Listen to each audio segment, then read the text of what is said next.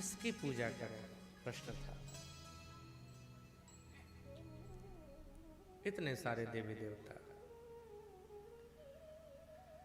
भागवत का श्री सूत जी महाराज कहते हैं, ब्रह्म की उपासना करने से सबकी उपासना हो जाती है, अलग अलग कुछ करने की जरूरत नहीं है।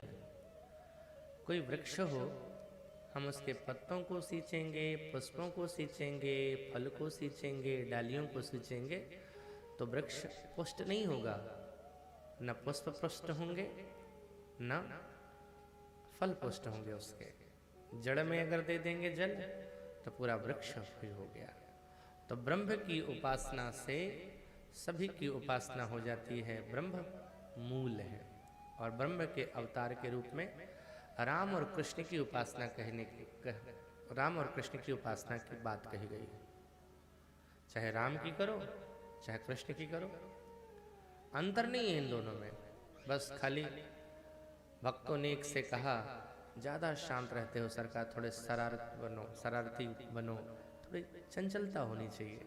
तो भगवान लीला पुरुषोत्तम बन के आ गया। राम कृष्ण दो एक हैं, अंतर नाहि निमेष, इनके नयन गंभीर हैं और उनके चपल विषेक।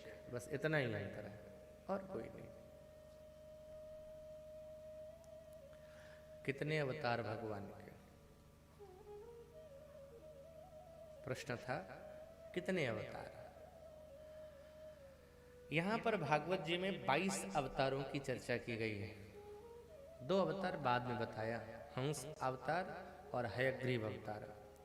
कुल मिलाकर के भागवत जी में 24 अवतार की चर्चा कही गई है कि भगवान के 24 अवतार होते हैं। लेकिन साथ साथ यह भी कह देते हैं कि भगवान के अवतारों की इतनी ही संख्या है, पक्का नहीं कहा जा सकता।